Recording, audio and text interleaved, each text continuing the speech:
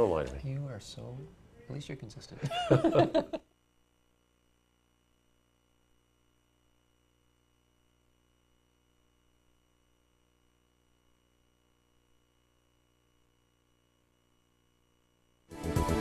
Look at Finance is underwritten by Janney Montgomery Scott, trusted advisors for generations.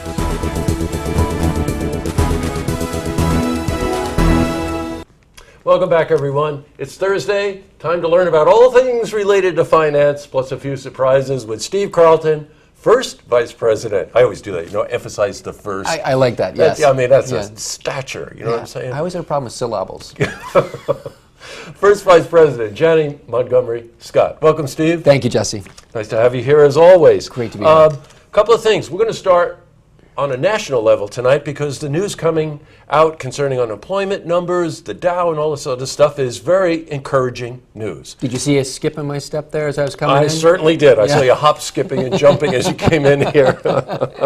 And it wasn't over bodies, which was comforting. Which is comforting, absolutely. All right, let's talk about the stock market. Sure. Huge day today. We've had such an incredible run. And, we've come through some difficult mixed numbers, and there's been some, a lot of anxiety. And I said, nobody panic, stay calm, stay the course, measure things, do evaluate. Dow's at 1770, highest it's ever been. Unbelievable. The S&P 500, that real benchmark that we want to pay attention to, 1984. We're within, almost a stone's throw of 2000. Incredible. All-time highs there. Did you ever think you'd see this? You go back and you kind of refer to 2009, but really you have to think to yourself, when the stock market was down in the 6,000 and 7,000, did you ever think that we'd see 17,000 in the stock market? It's a funny story. I actually did. I thought it was going to happen back in 2000. Because everybody in 2000, there was all these videos that came out, Dow at 20,000. Yeah, it just seemed like the market was going to go up forever. And then we went through all this period of correction and everything else. So it's fascinating to see us, 2014, at this number, but we've got some really good fundamental things. So it's great to see. I think we need to see more of it. Okay, let's go to unemployment numbers. More good news. Unemployment numbers. So we've been talking about the last 6 months ago, I started to say there was a trend starting to develop. Unemployment numbers are getting better. Well, they went from 6.3 today to 6.1. Right. Great news, encouraging news. And it's going to take time to trickle in because the general feeling in the country is still a lot of nervousness, still a lot of anxiety about jobs. But what we're seeing is job growth. 288,000 jobs added on the high end of everybody's expectations. So new jobs are coming and less layoffs. So this is exactly the data we needed to see. A measurement that you refer to a lot is the GDP. Second quarter results, you think, will be affected by this? Well, we saw some other encouraging news on exports. We saw exports better than expected. And what that means for us is gross domestic products, is service, manufacturing, all those things. So to see encouraging numbers there gives us some real positive hope that second quarter numbers will be better than expected or improving from the difficult numbers in first quarters that we saw. Wow. So much of your world is black and white, analysis, numbers, but you can't avoid noticing that if the mood is optimistic, that people are willing to do more with their money. They're willing to try things, or they certainly want it to move in that direction. Yes. And wanting it to move in that direction, like anything else, is an important piece of the puzzle. It's not a numerical equation, no, but it certainly does factor in, doesn't it? It does, Jesse. We're optimists. There's been a period of time where we kind of lost focus a little bit. We've kind of lost our way in years, and we've overcome it. And we're a nation that's unique that way. We always are looking for the silver lining. We're always looking to come from behind and win.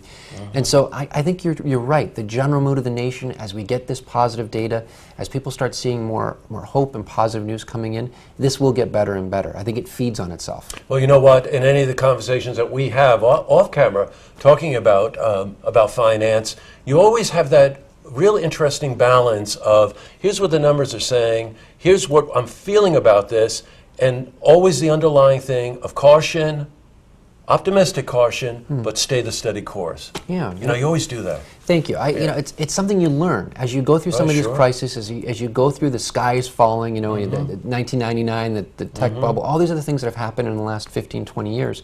You begin to learn that planning, strategy, evaluating things, but not getting tossed to and from and every time there's a crisis. So, like what we saw with oil. oil numbers coming down, Right. things stabilizing a little bit. So, things in Libya. Right, now that's changed in Libya, and even in northern Iraq it's changed somewhat with the Kurds, correct? Absolutely. It's a huge thing that the Kurds now are negotiating with Turkey, starting to move some oil on the northern part of Iraq. So there are positive signs, there are encouraging things, and that means lower fuel prices as things stabilize in the Middle East. And boy, it's such a benchmark. Even though it may not be such a huge contributing factor, psychologically it has a lot to do with people's mood, right? Yeah, oh my goodness, yeah. I know. The gas pump? Well, talking about mood, I know how you feel about the 4th of July. Red, white, and You're blue. going to give me a little bit of that. It's Let's sentimental. talk about that. Yeah. You know I do. I'm a bit of a history person. I love knowing the history of this nation. So July 4th, as much as I love to barbecue, as much as I love to be with friends and family and celebrate this weekend, it goes back to 1776. It goes back to 238 years ago. It goes back to our Declaration of Independence. We are one of the most unique countries in the world. We have such greatness in our history, such wonderful background and story. And it goes back to the ability to overcome, the ability to face adversity, the ability to be generous and touch the world in interesting ways that we've done over the last 200 years. This is a really important celebration. And I think we have to look back and remember what makes this country great. Because as we look back and remember that, then all these things become even deeper and even more meaningful. And I think people really do. They want to see the positives. Oh, I think they do. I think they do also. But can we add the names, the word sentimental to your title? First sentimental vice president. Yeah. You think we could do that? But Actually, you want to know something about you? What's that? You actually put your money where whatever that phrase is. You're running in the Firecracker 4 this weekend. Did you see the cape in the other room there? I brought in. I ran. You're going to need it. I 'Cause, do. we're covering this thing. It's huge. And you may be first in finance, but I got news for you. I think after the race is over, we're going to be saying, who's this guy coming down the finishing? I'm bringing up the back end Yeah, of this that's thing. right. World-class runners here. It is a huge event. Great support for the YMCA, for the trails in Saratoga, for the Saratoga High School track team and the cross-country team. It's a great coming together. I mean, so many people in the community run it. And I'll be honest, last year it was unbelievably hot. I had a hard time. It was hard. But this year I'm looking to beat that number, coming at least somewhere in the top 1,000. I mean, Steve, look at it this way. Yes. There's 4,000 runners. Yes. You can hide. You can hide in there. Take a golf cart. You'll be okay. I did ask to see if I could use that little segue, maybe speed things up a little bit. But that's going to be a lot of fun. And yeah, please don't put me on camera. Well, we are covering. We are covering this race, so we're going to find you. Oh, boy. So don't forget to wave to the camera for us. will you? Definitely will. And yeah, there's all these events going on in Saratoga, the 3rd, 4th, and 5th. We've got parties in the park. We've got barbecue events. We've got things going on in Glens Falls. Oh, the Crandall Park concert, which we reported on earlier, Yeah. is a major. Get out of the house, get out of your backyard, come down That's to right. Saratoga, go to Glens Falls, see what's going on. This weekend is packed with events, music, all sorts of celebration. This is the weekend to be out. All right. Well, you make sure that you have a safe weekend. Thank you, Jesse. Same to Okay. you. Because we do need solid financial advice next week. I will do my best Okay, to that survive sounds this good. run. Thanks, Stephen. Happy Thanks, 4th Jesse. to you. You too. See this interview again. Please head to our website, looktvonline.com.